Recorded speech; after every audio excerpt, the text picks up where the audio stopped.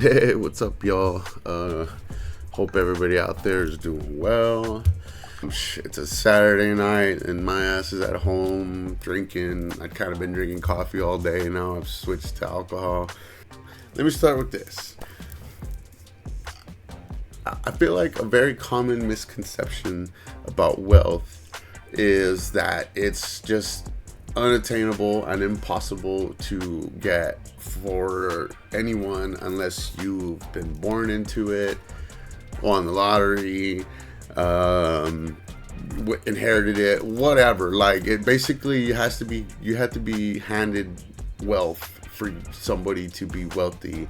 And I feel like that's like a very common thing. As I just see it, I see on social media or talking with family and friends, whatever, right? Like, it feels like that's just a very common thing.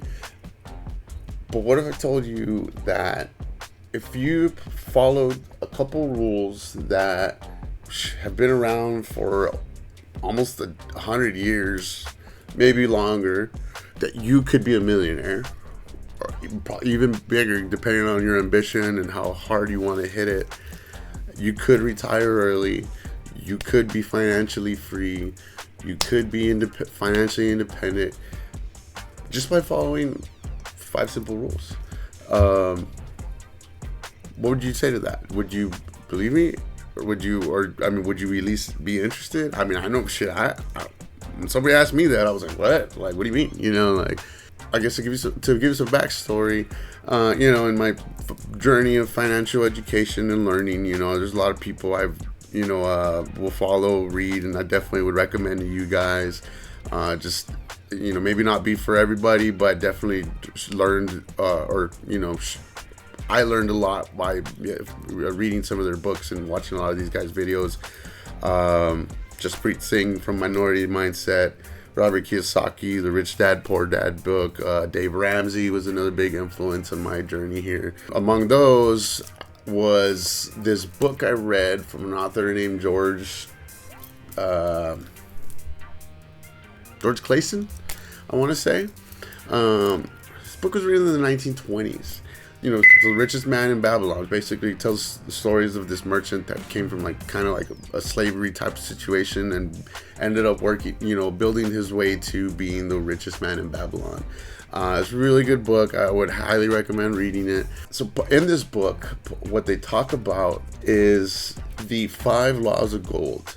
And again, there's more to the book than just these 5 laws of gold, but a lot of it revolves around it and gives a couple little extra pointers, among it, and then again tells stories to help teach how this applies. But of course, it's telling stories of people back, in 4,000 years ago in this town and how they, built their wealth, right? And because of that, I guess you could see the laws, and it does require a little bit of interpretation, being as old as it is.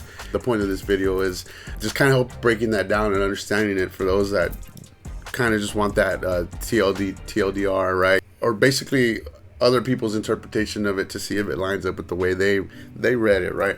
Anyways, we're just breaking down the 5 laws of gold today. Give some examples, why it's a big deal. Then we'll just wrap it up. Disclaimer: I am just a fucking IT engineer, dude, musician, hobbyist that loves learning and am on my own path for financial freedom through these same exact methods. I think I come from a place, and I'm sure many of us do, where just financial education is not taught because we just, not to the fault of anybody or to our parents or anything like that. It's just something, they were figuring out on their own, because especially in their times, pre-internet and all this open communication everywhere. It kind of does feel like knowledge was hoarded, and it's a lot more accessible now. But it sucks, but I feel like it is getting more popular. People are wanting to be more financially educated and and wanting to be on a path of independence. Anyways, also cheers to you all my friends. But anyways, the disclaimer was, I'm just a dude on the internet, always do your own research. This is just my interpretation of things. I want to go jump on decisions just because of what I told you, but definitely this is the stuff I love to talk about. So if y'all got any comments or anything to mention in the, just leave a message down below, and we'll go from there. So anyways, $5 of gold. Let's get into this mamma jamma. So the first law: gold comes gladly and in increasing quantity to any man who will save not less than 1/10 of his earnings to create an estate for his future and that of his family. And also, guys, this book was written in the 20s. It's not saying specifically you got to be a man to fucking do this. It's just the way it was written. It could apply to anybody. So let's not get hung up on words or minor details there.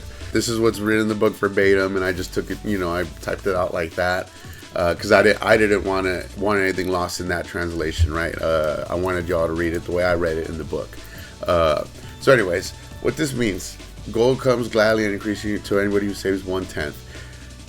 There's a thing out there called basically like 10, 15, 75 rule that minority mindset will really likes to teach. I actually do. I'm a big fan of that, and so I've kind of worked that into this, even though it's not exactly what this is, but it just kind of adds to it. But basically what this rule is: 1/10 of all the money you get, your weekly paycheck, let's say, or your paycheck, let's say you get $1,000, $100 out of that is going to go to your savings, and you're gonna build that up. Kind of like considered paying yourself first, or that's what the phrase is. I guess kind of means like you put that away, and you don't even think about it. You leave that 10%, whatever it is. Let's say you make $3,000. Well, then whatever 10% of that is. I don't want to pull up the calculator, and I'm not good at math in my head sometimes. Simple numbers, right? $1,000, $100. $10,000, $1,000. Whatever. 1/10 of it is what you want to put away until you have a set amount of money that you can do something with, whether it's buy real estate or start putting it into the market, and also even have for emergencies, because life happens, right, to all of us.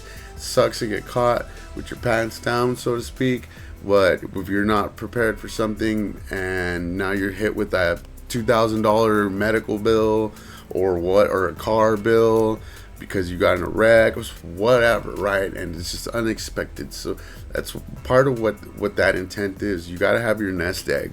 You want to build that up, and again, it's 1/10 of your savings. You won't. It's one of those things that you won't, got to put yourself in that mindset. You won't even notice it. If you're not used to doing it now, it's just after a couple of times you're like, it's only $100. Like, it's only this bucks. Like, and just put it away in a savings account and leave it alone. Wait for that rainy day, or for when it's more than enough to cover your emergencies and you have something to start playing with to do stuff. And believe me, that'll happen quicker than you know, as long as you're consistent with it. That's the first law of gold. I would say to expand on that, if you really want to go a little further, you can add, now you can do 10. The 1/10 goes to your savings. You can do 15% that you can set aside for investments, and then 75% is the rest of your expenses, your cost of living, and all, rent, utilities, whatever else you got to pay for. Also, this is with the pre-context that you are living, aside from maybe paying off your house, you're living kind of a debt-free life. If you are currently have debts you need to pay off, then that's part of this 1/10 you need to be doing. You put that 1/10, you pay yourself first, and from what you have left, you really need to go hit hard with trying to pay off your debt. But we're not here to talk about debt. That's a whole other thing. We can talk about debt if you'd like. You can send me a message, put it in the comments, whatever you want. I even got an Instagram and a Facebook out there too, if you guys want to follow that, and reach out through there. Anyways, that's another story. Let's get back into it. Law number 2: gold labors diligently and contentedly for the wise owner who finds profitable employment for it, so it can multiply as prolifically as the flocks in the field. In a nutshell, put your money to work. Once you do have that, like I said, that nest egg. You've saved up $2,000, $3,000. Again, I know it seems like it'll take forever to get there at $100 a time, $150 a time. But again, when you're not even thinking about it and it's just automatically going into your savings, again, it'll get there quicker than you know. You gotta know when to start putting your money to work. A lot of that historically, that's been through real estate and the stock market, assets, whether they be non-physical or physical, like you said, the stock market. There are other things too. Assets is like content creation, trying to do digital content or selling your artwork or music or whatever it is you can create with your mind, and do something with and sell. But that's kind of more, you're putting more yourself to work. When you're putting your money to work, it's when you, like I said, you buy some real estate, and now that's kind of bringing you some income. Again, you put money into the stock market, you keep feeding a fund. Before you know it, it's giving you dividends and cash flow. So that's what that comes down to. It's also a game of if you want to do passive and active investing, or how involved you want to be with your money going to work. Again, you can't start a business. That's another historical way to be successful and wealthy, right? It takes a lot of work. A lot of people running a business, it ends up becoming their life. So if that's something you want to do, cool. But not everybody's got that fire and that energy. I know I definitely don't. Like I'm not. I already have a day job, like I don't need another one, and I'm not trying to put, whatever. This is not in my ambition, but more power to the people that have it. I do got a couple buddies that are doing, like, hustling hard, running their businesses and doing awesome, and more props to them. And like, again, it's just, it really comes down to how you want to do this.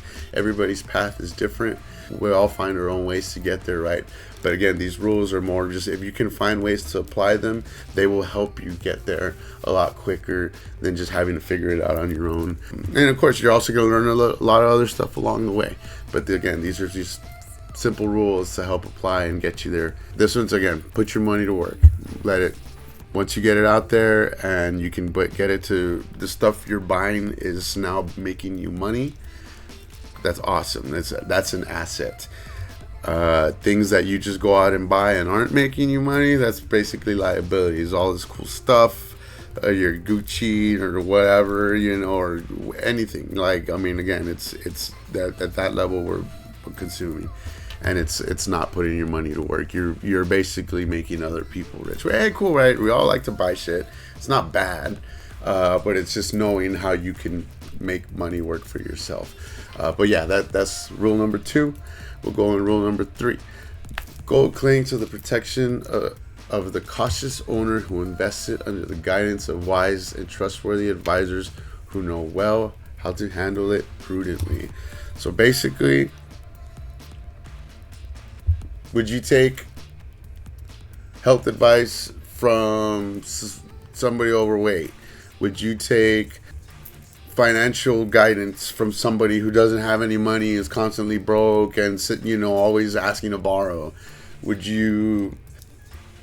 I don't know. Just I can think you get the point, right? Basically, take advice about from a subject that somebody has no idea what they're talking about, or clearly, like, just with how they live their life, like is not the person to be giving you this guidance. When you're listening to people that know what they're talking about and clearly show it in how they're carrying themselves, and I'm not talking about people just out there driving fancy cars and flashy clothes and all that. Like, I'm talking about people that are actually have a good portfolio, and I said are investing in assets and are people that are basically, if that's cool if they have all that, but most people that are flashing are usually buying that with their hard-earned paycheck and not usually through the cash flow they're making off of the investments. Yeah, you really want to try to find or surround yourself with people that know about this stuff, that are doing it, that are out there learning, that are out there doing, like, putting in the money to make more money and doing it, just out there living it, I guess that's pretty much it, right? So that's comes like, yeah. Don't listen to your broke uncle, who's constantly hitting you up for $20. I think you get the gist of that. Listen to the smart financial advisors, and luckily in this day and age, like, you don't actually have to physically even know these people to get some of this advice anymore. Because it's awesome when you actually can be around millionaires or something to freaking learn from. Cool, but no, not everybody's got that access, right? What we do have is a freaking phone, and the internet, YouTube, plenty of resources, so many books out there from people who have done it and giving you a lot of advice, some solid advice. And it's really up to you if you want to listen, and try to apply it in your own life. That's law number 3. Let's go on to law number 4. So gold slips away from the man who invested in businesses or purposes he does not know well, or that are not approved by those with skill in investing. Would you open a leather shop in Arizona? We should go to Arizona and open up that imported leather shop that we've always talked about. Oh my God, the leathers. Yes, the tasseled leathers, the turquoise studs on the leathers, all the leather. Would you, I don't know, your buddy who knows nothing about cars says, hey man, let's go be mechanics. Like, would that sound smart? Or if you're thinking about going into a business adventure and not only are your friends and family telling you it doesn't sound like a good idea, but people who have gotten into businesses are telling you, what's your business plan? What, dude, I don't know. It sounds shaky. Leather shop in Arizona? Are you serious? There are far too many leather shops in Arizona as it is. You would be out of business in a week's time.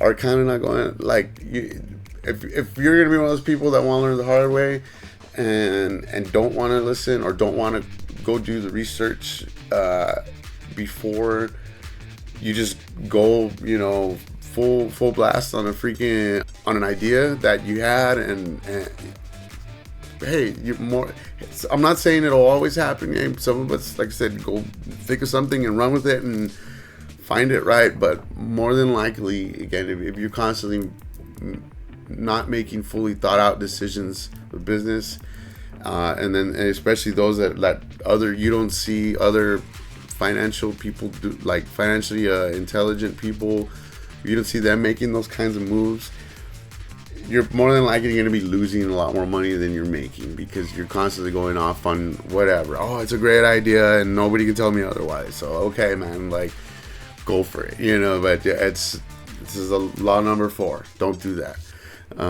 Listen to people that are smarter than you in those fields too, right? And again, if they're telling you it's a bad idea, you probably don't want to go with it. Rule number 5. Gold flees the man who attempts to force it to provide impossible earning, or who follows the alluring advice of tricksters and schemers, or who trusted in his own experience and romantic investment illusions.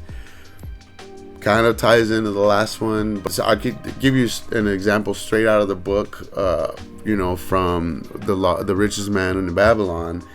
This merchant, a buddy of his that was also worked as a miner or whatever, like he worked on the mining fields or some shit like that. Don't quote me, whatever, go read the book if you want to know. But basically these two dudes come up with an idea. Homie says, hey man, I want to go buy jewelry in the Phoenicians, land far away, because it's cheap over there, and then I can bring it back and we can flip it for 10 times the price. Hey, that sounds like a badass idea, right? Fucking cool, let's do it. So but I'm gonna need you to front the money, right? Of course, or like you do half, or whatever, and I do my half.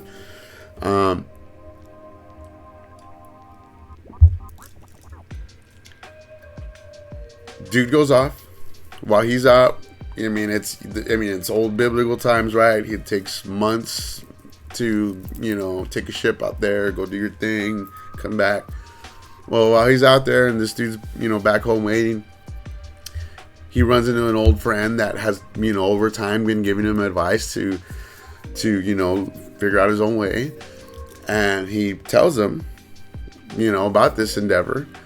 And he's like, I don't know, bro. I wouldn't have done that. It's like, no knock on your friend, but what does he know about jewelry? Is he a jeweler?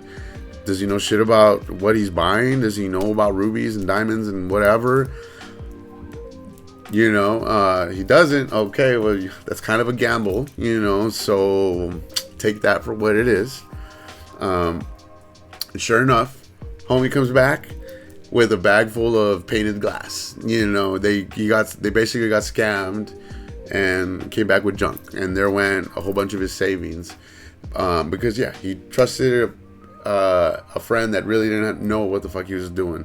And there was, again, no ill intention. It's just, that's kind of what happens when you take those kinds of risks.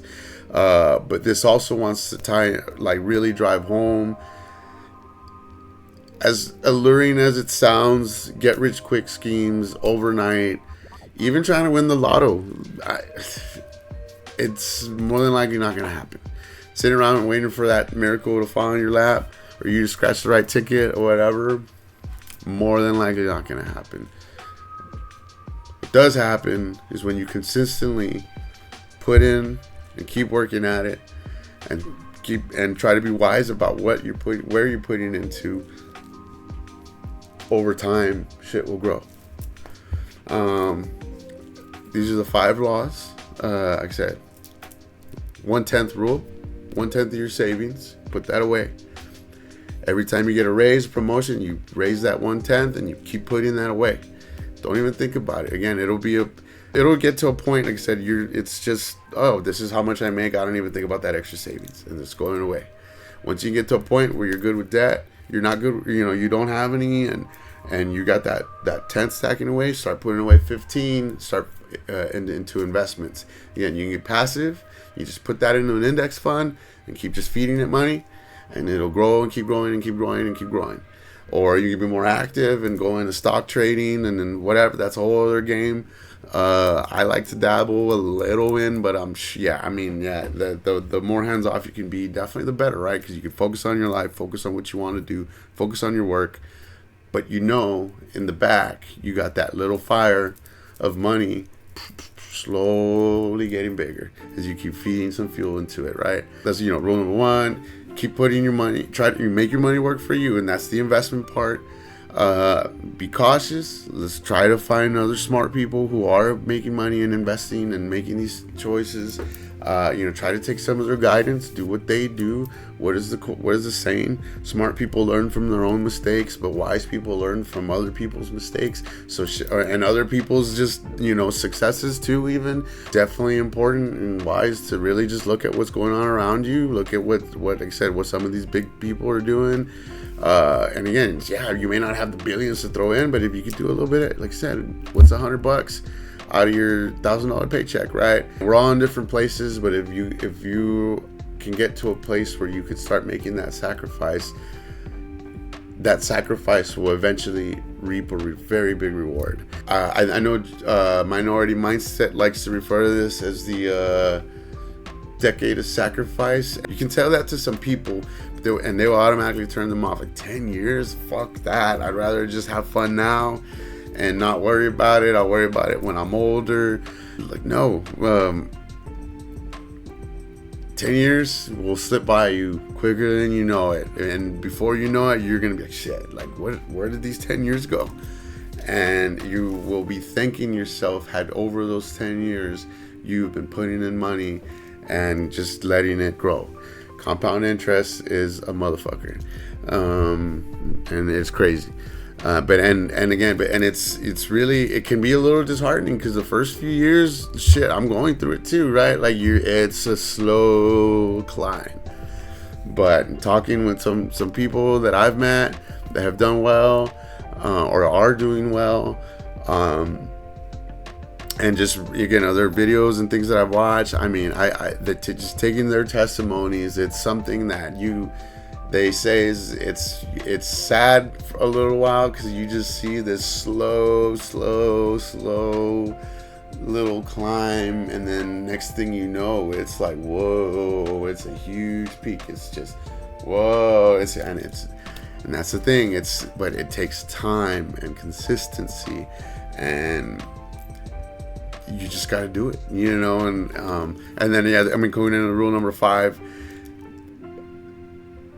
Don't believe anybody that tells you you're gonna get rich in 6 months. You're gonna get rich in a year. You're gonna, and again, not saying that it's impossible. Yeah, it can happen if you've been making beats and finally somebody freaking notices your shit and then is now offering you like 20 grand a freaking track, and you know, all of a sudden, you know, you're hitting that. It might happen, like I said, but that again too, I'm sure you didn't just do your first beat that you just learned how to do and over a weekend, and all of a sudden you blew up, you know, all over the charts. You've been putting in the work to hone your craft, and it finally like kicked off, you know. So anybody trying to sell you something, oh, you know, watch my video, in 6 months you're gonna be a millionaire and do this, like, more than likely you're gonna make them a millionaire because everybody just bought those freaking videos. But you're good luck, you know, like it may work, it may not, and that's just what's gonna happen. And again, and these romantic investments, like, and yeah, like I'm gonna open a barbecue stand in Texas, you know, like, cool. Who doesn't love barbecue? But guess how saturated that market is, and how long have you been cooking barbecue? What do you know about smoking meats and all that, or are you just kind of learning it as you go? Like, that already doesn't sound like a good thing. Go back to the Always Sunny reference. You want to open a leather shop in Arizona? Like, a leather shop in Arizona? Yeah. Well, they'd be out of business in a week's time. That's exactly what I said. if you're gonna go into a business venture, like, you should know what you're going into, right? Know the scene, know what it's about, know what sells, what's popular, what people wanted. You know where there's opportunities, where you can innovate. All of that, you know. So like that's it's about being smart, and not trusting the mine worker to go buy jewelry, right? You know, to know what is good jewelry, unless that's just something he's all big and does on the side. Again, not discrediting anybody who has hide gigs, right? You know, like I said, look at me, the IT nerd, fucking talking finances. Try to do your research, and if you're going in a business with people, make sure they know what they're talking about, because if not, you're probably gonna have a bad time. One thing I do kind of want to also talk about is, or lead into, is a lot of us also think like it's, I'm already in my 40s, I'm already in my 50s, I'm 36. It's never too late to start. A lot of people think it's too late, you know. Well, I already missed that window, I'm just gonna figure it out, you know, and keep doing what I'm doing. But that's the thing, guys. Like, that's the thing, everyone. Like, it's never too late to start on your financial journey, on your financial education path, on just learning how to be a little bit smarter with your money. You don't have to be going out there and building wealth, you know, trying to be Jeff Bezos or whoever, you know. But for you and for your family, for yourself, right? For if you have kids, it's a whole different world when you can get out of bed in the morning or go to sleep at night not worrying, are we gonna be okay with the finances, you know, because we don't know, you know. And we all have our own stories, our own paths, and our own approaches. But I know there's many out there that feel discouraged and think, well, shit, I if I could have done that 20 years ago, oh well, I guess I'll just, I don't have a choice, or I don't know what to, you know, I just can't do any of that now. It's never too late to start. Of course, I wish I would have been turned on to this, and you know, when I was 18, 19, or even earlier. You know, missed opportunities, right? But just keep at it, guys. Don't stop. Keep building that. Keep feeding that fire, adding the fuel, and you will get there. And it's to be able to make the choice of what you want out of your life. You can wouldn't you like to be in a position where you don't have to get rushing to climb that corporate ladder to keep making more money and more money and more money just because your expenses and whatever, lifestyle and all that, you know, or just, you know, things that happen. Or again, wouldn't wouldn't you like to have that choice? Hey, that's great if that's something you want to do, but not something you have to do, because that's the only way to keep supporting you. And well, one other thing to point out too, guys, money is also is just a part of the path to building wealth. Yes, it's important, or it's a big thing, and it does really it really can impact your way of life. I mean, obviously, right? But it's also important to remember your mind, your body, your spirit. You take care of your mind, you keep learning, keep putting it to use, keep growing. You gotta take care of your health, you gotta take care of your spirit. You know, that's the body part is your health. You know, take care of yourself. You gotta try to be. You don't have to be freaking bodybuilder level in the gym 5 times a week or whatever, but gotta make it a point, eat right, exercise. And your soul too, whether it be religion, spirituality, just having some time to meditate and be able to be clear with yourself, be free from any like dark clouds, and just all about taking care of yourself as a whole, right? So yeah, it's not just about the money. But yes, I mean, having money can definitely impact all of that. With more money, you can eat better, you can sleep better. You're not as stressed out because you're worried about the bills, you know, and that a lot of that really takes a toll on your mental health, and your ability to just even be learning because you're so tired and busy from having to work and pay the bills. Guys, it's important. Take care of yourselves out there, and really, like, just please, like, it's all about mind, body, spirit, and helping others. It's not just about building wealth to only hoard it. It's also good to give back and give to others. Be generous. I'm not saying go give all your freaking life savings away, but remember, like, it's always good to give.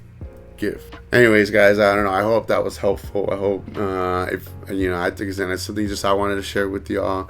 If you've been digging this, hit that like, subscribe button, and if you guys anything specific you guys would love to talk about, I would love to talk with you, or keep the chats going, or keep these sessions going. But yeah, all right, guys, thank you all. Take it easy. Have a good one.